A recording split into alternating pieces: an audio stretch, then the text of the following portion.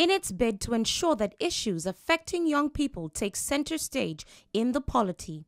The Not Too Young to Run campaign has released the findings of its 2019 Youth Candidacy report. YIAGA Africa, some few years ago, started the initiative around ensuring that the age limit for contesting elections in our country is reduced. Those constitutional bottlenecks have been taken out by what you now know as Not Too Young to Run bill.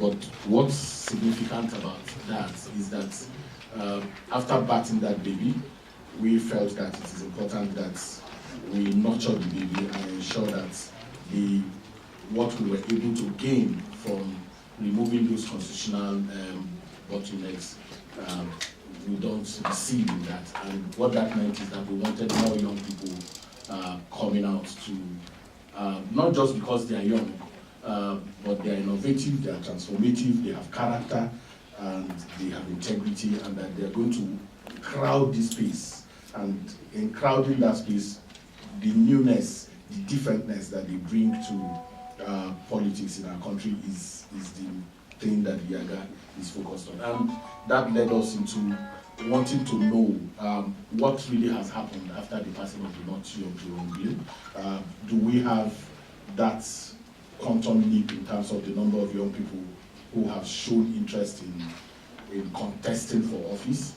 And where are they? Who are they?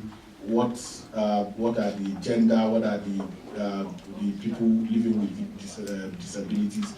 The same way INEC has disaggregated the voter register, we are also trying to ensure that we mainstream issues around young people contesting election, and not just contesting election, ensuring that when they also get into office, that they bring those values that YIAGA Africa was very dear.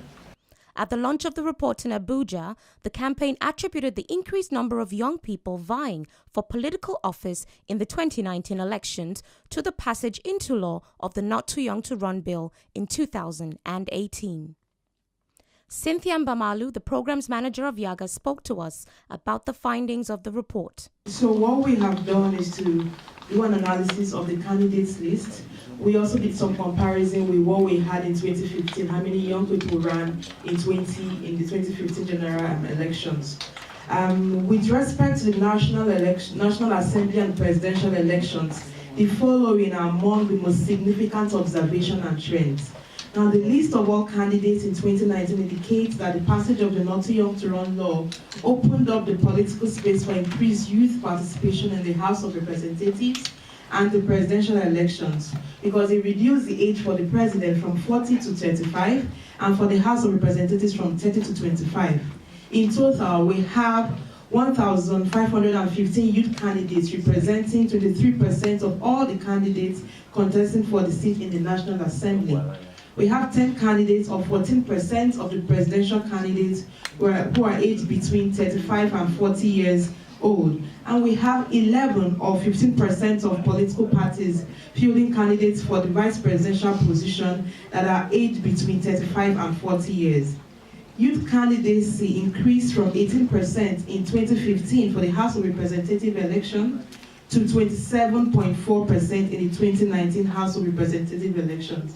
Now, this means that for this, the age reduction from 30 to 25 increased the number of young persons from 18% that we had in 2015 to currently 27.4% contesting for the House of Reps in 2019. We also found out that the Northwest has the highest number of youth candidates for the House of Representatives and the Senate elections. There is a strong and positive relationship between the number of registered young voters and the number of youth candidates contesting for elections in the National Assembly.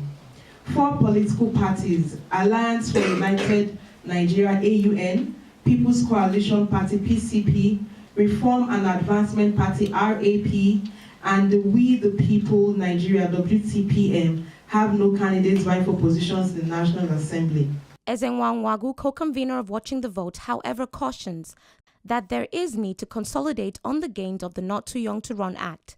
He urged young people to become active members of the dominant political parties and effect change from within. The dominant political parties are still the challenge in terms of opening up their space through internal party democracy to allow for level playing ground.